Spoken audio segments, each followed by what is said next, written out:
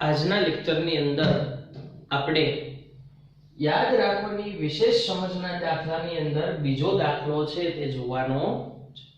આગળ આપણે વર્ગમૂળ 2 ને સંખ્યા રેખા ઉપર દર્શાવ્યું હતું. એવી જ રીતના વર્ગમૂળ 3 વર્ગમૂળ 4 દરેક સંખ્યાને આપણે સંખ્યા રેખા ઉપર દર્શાવી શકીએ છીએ. એટલે કે દરેક વાસ્તવિક સંખ્યાને સંખ્યા રેખા ઉપર દર્શાવી શકાય છે. અહીંયા આપણે વર્ગમૂળ 3 ને સંખ્યા રેખા ઉપર દર્શાવવાનું છે. દર્શાવીએ.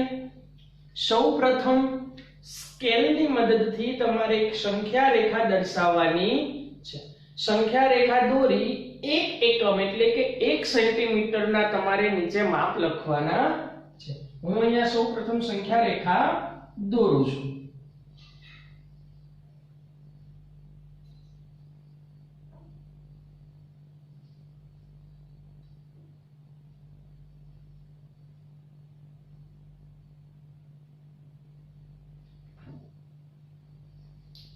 આ બની ગઈ મારી સંખ્યા રેખા. હું માપ આપી દઉં.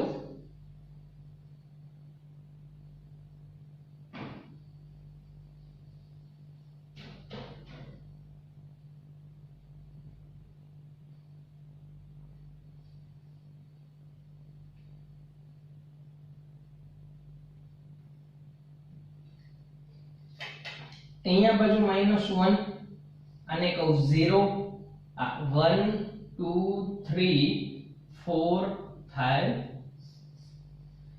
આ છે એ મારી સંખ્યા રેખા. હવે આપણે જેમ જાણીએ છીએ તેમ કોઈ પણ વર્ગમૂળ વાળી સંખ્યાને સંખ્યા રેખા ઉપર દર્શાવવા માટે 0 થી શરૂઆત કરવાની છે. 0 થી 1 એકમ લંબાઈ એટલે આ અહીંયા 1 આગળ 90 નો ખૂણો બને એવી રીતના 1 એકમ લંબાઈનું તમારે એક રેખા રચવાની. 90 અંશનો ખૂણો છોકરાઓ તમારે કોણ માપક D ની મદદથી બનાવવાનો છે. હું 90 અંશનો ખૂણો બનાવું છું મિત્રો.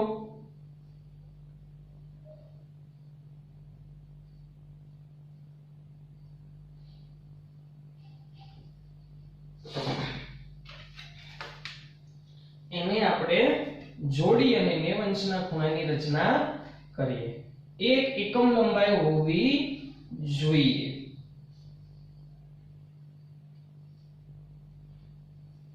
આ જે 1 એકમ લંબાઈ મળે છે તેને આપણે 0 સાથે જોડી દઈએ. આ જે આપણું દર્શાવાય છે એ બને છે વર્ગમૂળ 2. અહીંયાથી તમે 0 થી આ બિંદુને નામ આપી દઈએ P.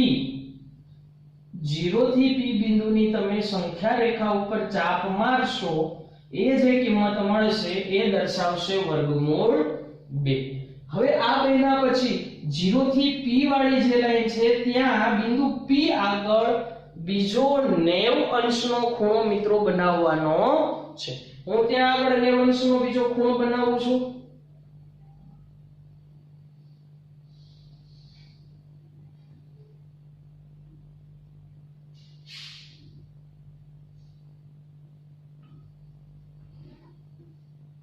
ખાસ યાદ રાખજો મિત્રો, ખૂણો ક્યાં બનાવવાનો છે? આ લાઈને 0 થી P વાળી જે લાઈન છે ત્યાં P આગળ 90 અંશનો ખૂણો બનાવવાનો છે.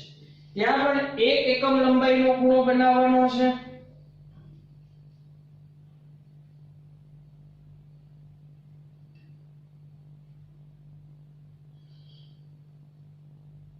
એને આપણે જોડી દઈએ.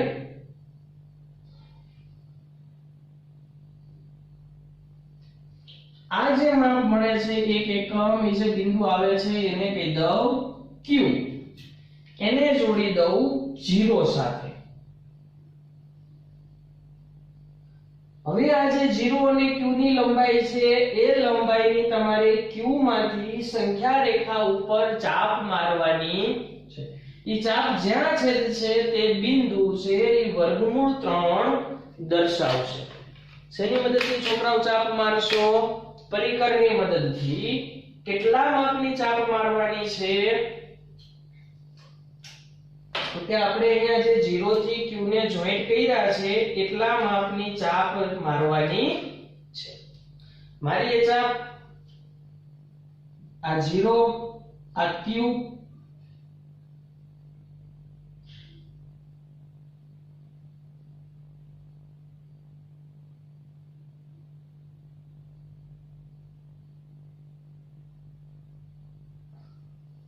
આ જે બિંદુ આવે છે ત્યાં નામ આપી દઉં T. તો બિંદુ T એ વર્ગમૂળ 3 ની કિંમત દર્શાવે. આ થયું વર્ગમૂળ 3. હવે જો આની અંદર તમારે આગળ વર્ગમૂળ 4 દર્શાવવું હોય તો પાછું 0 અને q બિંદુ છે ત્યાં q બિંદુ આગળ 9 અંશના ખૂણાની રચના કરવાની. ત્યાં 9 અંશના ખૂણાની રચના કરો ને એક એકમ બિંદુ આગળ આવો. એક એકમ લંબાઈને 0 સાથે જોડી દો. એટલા માપની ચાપ તમે સંખ્યા રેખા ઉપર મારશો એટલે એ જે કિંમત મળશે એ કિંમત વર્ગમૂળ 4 દર્શાવતી હશે, જે પરફેક્ટ 2 ઉપર આવશે એની ચાપ. આવી રીતે આપણે દરેક કિંમત છે વર્ગમૂળ વાળી એને સંખ્યા રેખા ઉપર દર્શાવી શકીએ છીએ. જોઈએ ફટાફટ ઝડપથી કે વર્ગમૂળ 3 ને સંખ્યા રેખા ઉપર કેવી રીતના દર્શાવી છે. સૌપ્રથમ વર્ગમૂળ 3 ને સંખ્યા રેખા ઉપર દર્શાવવા માટે મિત્રો એક સંખ્યા રેખા દોરો. એક એક એકમના તમે અંક લખો. એક એકમ એટલે 1 સેન્ટીમીટર નું માપ રાખવાનું છે. પછી 0 થી શરૂઆત કરો. 0 થી 1 સુધી એક એકમ. ત્યાં એક આગળ 9 અંશનો ખૂણો બને એવું એક એકમ બીજું તમે રેખા દોરો. એને કોઈ પણ નામ આપો. ત્યાં એને 0 સાથે જોડી દો. એટલે આપણે કે P બિંદુ અને 0 ને સૌપ્રથમ જોડ્યા. એ જોડાઈ ગયા પછી P બિંદુ આગળ 9 અંશનો ખૂણો બને એવું એક બીજું કિરણ લ્યો, જેને આપણે Q નામ આપ્યું. q અને 0 ને જોડ્યા. બિંદુ કોને કેન્દ્ર રાખી 0 ને કેન્દ્ર રાખી અને q માંથી આપણે ચાપ મારી. ચાપ સંખ્યા રેખા ઉપર જે બિંદુ એ છેદે એ વર્ગમૂળ 3 ની કિંમત મિત્રો દર્શાવે છે.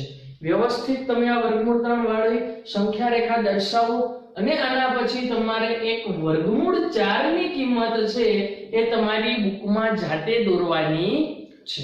આટલું દોરી લ્યો પહેલા. ત્યાંથી આગળ જોઈએ સ્વાધ્યાય 1.2. 1.2 ની અંદર પહેલો દાખલો એવો છે કે નીચેના વિધાનો સત્ય છે કે અસત્ય જણાવો. નીચેના વિધાનો સત્ય છે કે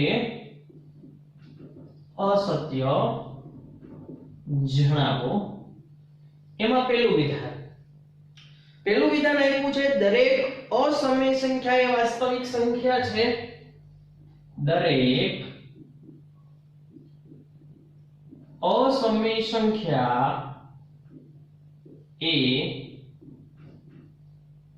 વાસ્તવિક સંખ્યા છે. અસમય સંખ્યા એ વાસ્તવિક સંખ્યા છે એટલે કે આ પહેલી સંખ્યા છે એ બધી જ બીજી સંખ્યાઓની અંદર સમાવેશ થઈ જાય છે. તો કે હા, વાસ્તવિક સંખ્યાની અંદર મિત્રો દરેકે દરેક સંખ્યા છે તે આવી જાય છે. પ્રાકૃતિક હોય, પૂર્ણ હોય, પૂર્ણાંક હોય, સમય હોય, અસમય હોય, દરેક સંખ્યાનો સમાવેશ વાસ્તવિક સંખ્યાના ગણ R માં થાય છે. આથી વિધાન થશે સત્ય. કારણ આપીએ તો કારણ કે વાસ્તવિક સંખ્યામાં દરેક સંખ્યાનો સમાવેશ થઈ જાય છે. વાસ્તવિક સંખ્યામાં દરેક સંખ્યાનો સમાવેશ થાય છે. તેથી અસમય સંખ્યા એ વાસ્તવિક સંખ્યા છે. એની આગળ જોઈએ મિત્રો નેક્સ્ટ વિધાન. બીજું વિધાન આપ્યું છે સંખ્યા રેખા પરનું દરેક બિંદુ સંખ્યા રેખા પરનું દરેક બિંદુ કોઈ પ્રાકૃતિક સંખ્યા m માટે કોઈ પ્રાકૃતિક સંખ્યા m માટે વર્ગમૂળ m પ્રકારનું છે અથવા તો હોય છે. બીજું વિધાન આપણને એવું કીધું છે મિત્રો કે સંખ્યા રેખા ઉપર જે તમે બિંદુઓ દોરો છો સંખ્યા રેખા ઉપર શું હોય તો કે કોઈ પણ વાસ્તવિક સંખ્યા જેમાં 0 બધી ધન બધી ઋણ બધી જ સંખ્યાનો સમાવેશ થાય છે. એ સંખ્યા રેખા પરનું દરેક બિંદુ કીધું છે કોઈ પ્રાકૃતિક સંખ્યા m માટે વર્ગમૂળ m પ્રકારનું છે. તો આ વિધાન છે મિત્રો અસત્ય આવશે, ખોટું છે. એનું કારણ છે કે સંખ્યા રેખા પર દર્શાવવામાં આવતી જે ઋણ સંખ્યાઓ છે માઈનસ સંખ્યાઓ છે એ ક્યારેય પ્રાકૃતિક સંખ્યા m માટે વર્ગમૂળ m પ્રકારની હશે નહીં. લખીએ કારણ કે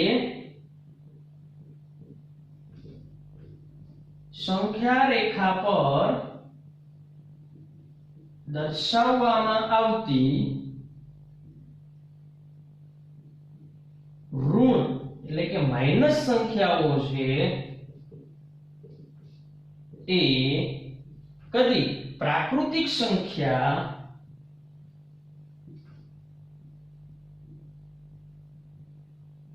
m માટે વર્ગમૂળ m પ્રકારની થશે નહીં. એટલે કે માઈનસ સંખ્યાનું હોય છે એનું ક્યારેય વર્ગમૂળ 4 નું વર્ગમૂળ 2 નીકળે, -4 નું વર્ગમૂળ મિત્રો નીકળતું નથી. એટલે કે ઋણ સંખ્યાઓ છે એ ક્યારેય પ્રાકૃતિક સંખ્યા m માટે વર્ગમૂળ m પ્રકારની હશે નહીં. કોઈ પણ પ્રાકૃતિક સંખ્યા m માટે વર્ગમૂળ m ધન સંખ્યા હશે, ઋણ છે એ હશે નહીં. પરંતુ કોઈ પણ પ્રાકૃતિક સંખ્યા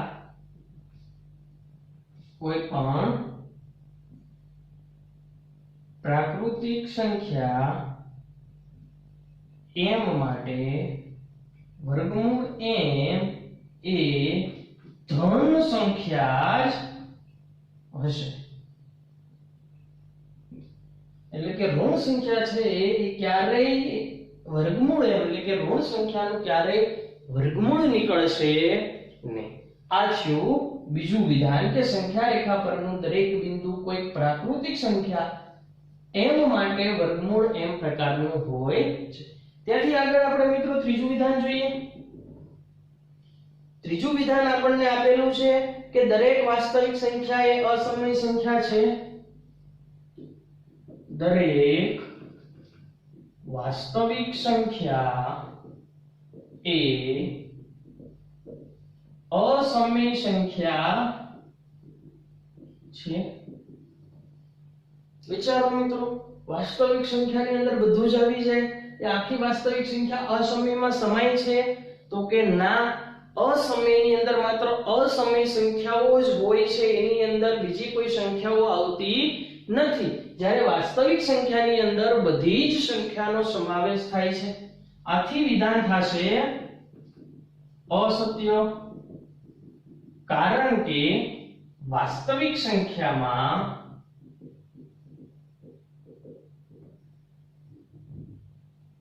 અસમય અને સમય એમ બંને પ્રકારની સંખ્યાનો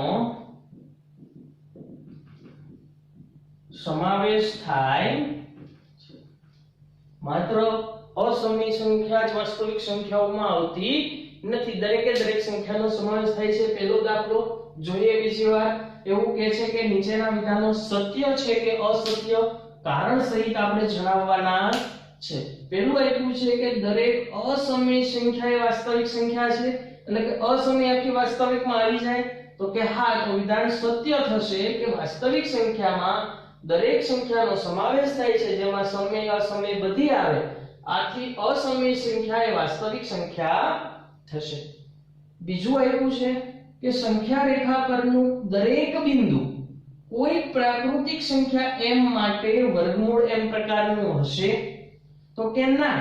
શું કામ? તો કે સંખ્યા રેખા પર દર્શાવવામાં આવતી જે ઋણ એટલે કે માઈનસ સંખ્યાઓ છે કદી પ્રાકૃતિક સંખ્યા m માટે વર્ગમૂળ m પ્રકારની થતી નથી. કઈ થશે? તો કે માત્ર ધન સંખ્યાઓ છે એ જ વર્ગમૂળ m પ્રકારની એટલે કે ધન સંખ્યાઓનું જ વર્ગમૂળ નીકળશે.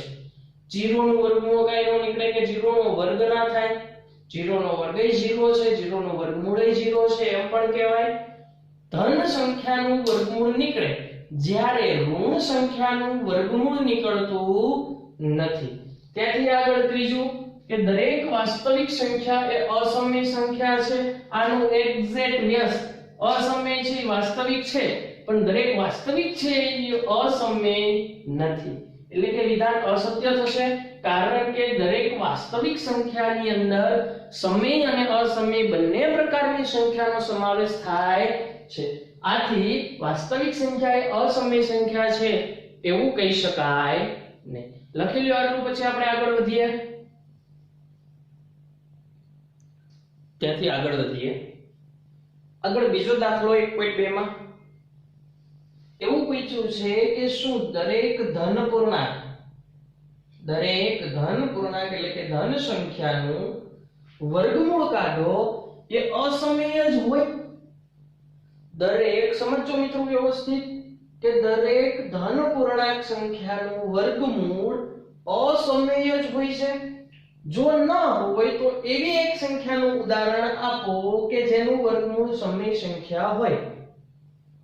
કોઈ પણ એક સંખ્યા ધારવાની એનું વર્ગમૂળ કાઢવાનું અને એ સંખ્યા આપણને જો સમય મળે તો આને જવાબમાં ના પાડી દઈએ કે એવું હોતું નથી અને એક બે ઉદાહરણ આપી દઈએ તો આનો જવાબ આવશે ના. દરેક ધન પૂર્ણાંકનું વર્ગમૂળ અસમય હોય તેવું જરૂરી નથી. તો કઈ સંખ્યાનું વર્ગમૂળ અસમયનું હોય? દરેક પૂર્ણ વર્ગ સંખ્યાનું વર્ગમૂળ હંમેશા સમય સંખ્યા મળે. ઉદાહરણ આપી દઈએ. વર્ગમૂળમાં 16 આ ધન સંખ્યા છે, ધન પૂર્ણાંક 16 અને એનું વર્ગમૂળ લઉં છું જેનું વર્ગમૂળ આવે મિત્રો 4. 4 છે એ અસમય નહીં પરંતુ સમય સંખ્યા છે. એવી જ રીતના લઉં છું 36 તો 36 નું મિત્રો વર્ગમૂળ થશે 6. બીજું વર્ગમૂળ લઉં 49 તો એનો વર્ગમૂળ નીકળશે 7. આ દરેકે દરેક છે એ આના ઉદાહરણો છે. આપણને એવું પૂછ્યું છે કે દરેક ધન પૂર્ણાંક આ ત્રણે ત્રણ ધન પૂર્ણાંક છે. ધન પૂર્ણાંક અને તમે એનું વર્ગમૂળ લ્યો તો એ અસમય જ હોય. તો આપણે જવાબ આપ્યો કે ના, દરેક ધન પૂર્ણાંકનું વર્ગમૂળ અસમય હોય એવું જરૂરી નથી. દરેક પૂર્ણ વર્ગ સંખ્યાનું વર્ગમૂળ પણ હંમેશા સમય સંખ્યા જ થાય છે. પૂર્ણ વર્ગ સંખ્યાઓ છે આ બધી. આનું વર્ગમૂળ કાઢો તો આપણને જવાબમાં સમય સંખ્યા છે તે મળે. એટલે કે સીધું જેનું વર્ગમૂળ નીકળતું હોય એવી બધી જ ધન સંખ્યાઓ છે પૂર્ણ વર્ગ થશે અને એનું જે વર્ગમૂળ નીકળે છે તે સમય સંખ્યા થશે. ત્યાંથી આગળ જોઈએ ત્રીજો દાખલો કે વર્ગમૂળ 5 ને આપણે સંખ્યા રેખા ઉપર કેવી રીતે દર્શાવી શકાય એ જણાવવાનું છે. એટલે કે વર્ગમૂળ 5 ને સંખ્યા રેખા ઉપર દર્શાવવાના છે. તો દર્શાવીએ. સૌપ્રથમ સ્કેલની મદદથી આપણે સંખ્યા રેખા દોરીશું.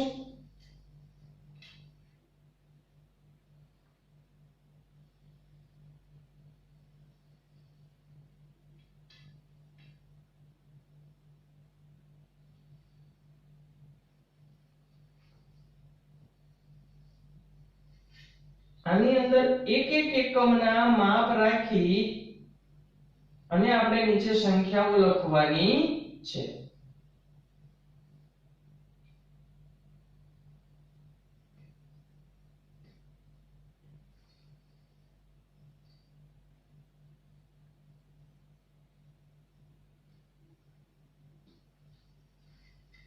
એકને હું દર્શાવી દઉં 0, આ બાજુ -1 -2, આ થશે 1 2 3 4 5.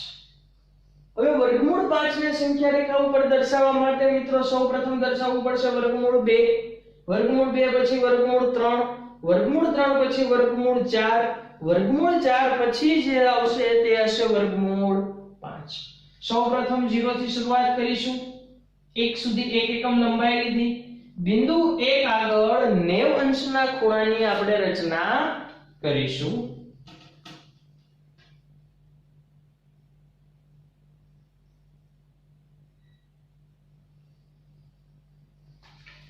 અને એ માપ આપણે મિત્રો એક એકમ જ લેવાનું છે.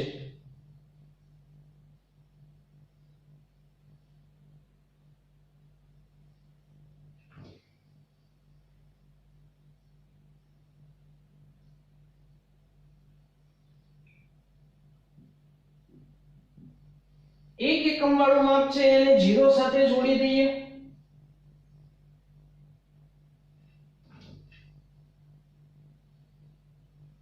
આ જે 0 સાથે જોડીએ છીએ એ આપણને મિત્રો કિંમત મળે છે વર્ગમૂળ 2 ની.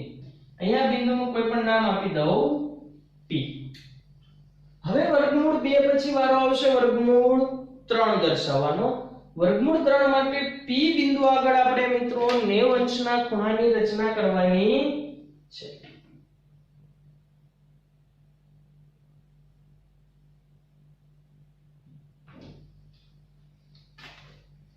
દરેક મિત્રોને 90 અંશના ખૂણાની રચના કરતા આવડે છે.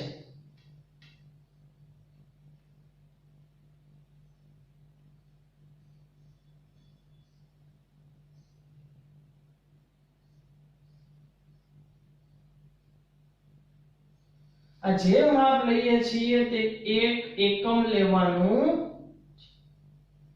અહીંયા 90 નો ખૂણો બનાવ્યો, અહીંયા 90 નો ખૂણો બનાવ્યો, આને નામ આપી દીધું q. q ને આપણે 0 સાથે જોડી દઈએ. એ બનશે આપણું વર્ગમૂળ 3. હવે બિંદુ q આગળ આપણે મિત્રો 90 અંશના ખૂણાની પાછી રચના કરીશું. કરીએ.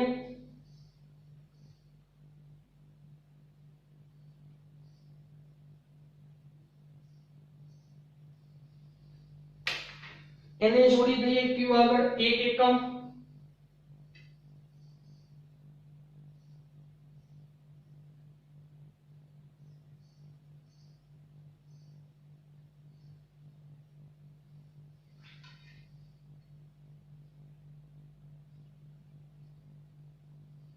અહીંયા નામ આપી દઈએ r. r ને આપણે 0 સાથે જોડી દઈએ.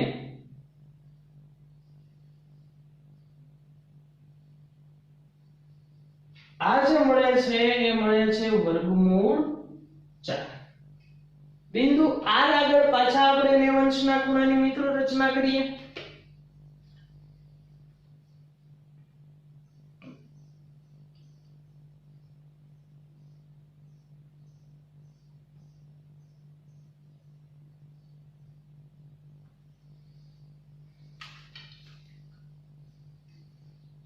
એક એકમ લંબાઈ તમારે ત્યાં પણ લેવાની છે.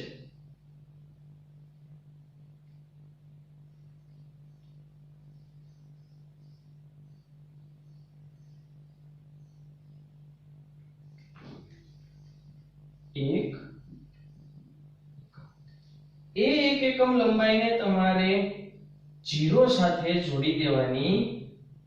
અહીંયા નામ આપી દઉં x. આ s અને 0 છે એ મિત્રો આપણું દર્શાવે છે વર્ગમૂળ 5. પરિકરની મદદથી આપણે એને માપી લઈશું 0 થી s. એ જેટલું જ હશે એટલી ચાપ આપણે અહીંયા મારીશું. આ જે ચાપ છે એ દર્શાવે છે, આ નામ આપી દઉં A, તો કે બિંદુ A એ વર્ગમૂળ 5 દર્શાવે. 4 ને માપો તો વર્ગમૂળ 4 ને પરફેક્ટ 2 ઉપર આવવું જોઈએ તો આપણું સાચું. જુઓ પરફેક્ટ 2 ઉપર વર્ગમૂળ 4 છે એની ચાપ આવે છે, એટલે કે 4 નું વર્ગમૂળ કમ્પ્લીટ પરફેક્ટ 2 મળે છે. 5 નું 2 કરતા થોડું વધુ. આવી રીતના આપણે ગોળ ગોળ ગોળ ગોળ ગોળ ગોળ ગોળ ગોળ ફરતા જાઓ એટલે એ રચના થશે વર્ગમૂળ કુંતલની, જેની ચર્ચા આપણે આગળના લેક્ચરની અંદર મિત્રો કરવાની છે. વર્ગમૂળ 5 એક વખત પાછું જોઈએ. એક સંખ્યા રેખા દર્શાવવાની. હવે તમને દરેકે દરેક સંખ્યા દર્શાવતા વર્ગમૂળમાં દર્શાવતા સંખ્યા રેખા ઉપર આવડી જવું જોઈએ. સંખ્યા રેખા દોર્યા પછી માઈનસ, 0 અને ધન માપ દર્શાવ્યા. બધા 1 સેન્ટીમીટર ના રાખવાના છે. 0 થી 1 એકમ 1 આગળ 90 અંશનો ખૂણો બને એવું એક રેખા લ્યો. ત્યાં બિંદુ P નામ આપો. 0 સાથે P ને જોડી દો. P આગળ 90 નો ખૂણો બને એવું એક QP દોરો. Q0 ને જોડો. 1 એકમ લંબાઈ QP થશે. 0 સાથે જોડો છો એ વર્ગમૂળ 3 દર્શાવશે. બિંદુ Q આગળ 90 અંશનો ખૂણો દોરો. એ 90 અંશનો ખૂણો QR બનાવો. QR છે એ 1 એકમ હશે અને R O ને જોડી દો. બિંદુ R આગળ 90 અંશનો ખૂણો બનાવો. ત્યાંથી 1 એકમ આગળ RS રચો. S ને અને 0 ને જોડી દો. S અને 0 જે માપનું છે એ જ માપની સંખ્યા રેખા ઉપર પરિકરની મદદથી મિત્રો ચાપ મારો. એ જે માપ આવશે એ તમારું વર્ગમૂળ 5 દર્શાવે છે. હવે આ 5 પછી 6 7 8 9 10 11 12 13 14 હાલ્યા જાવ. આની રચના ગોળ ગોળ ગોળ ગોળ ગોળ ગોળ થતી જશે અને ક્યાંય આ છેદશે નહીં. આ રચનાને આપણે વર્ગમૂળ કુંતલ કહીશું. ત્રીજા દાખલા પછી ચોથો દાખલો છે વર્ગમૂળ કુંતલની રચના. આપણે નેક્સ્ટ લેક્ચરની અંદર એની ચર્ચા કરી અને આખું વર્ગમૂળ કુંતલ બનાવવાનું છે. સૌપ્રથમ આટલું લખી લ્યો.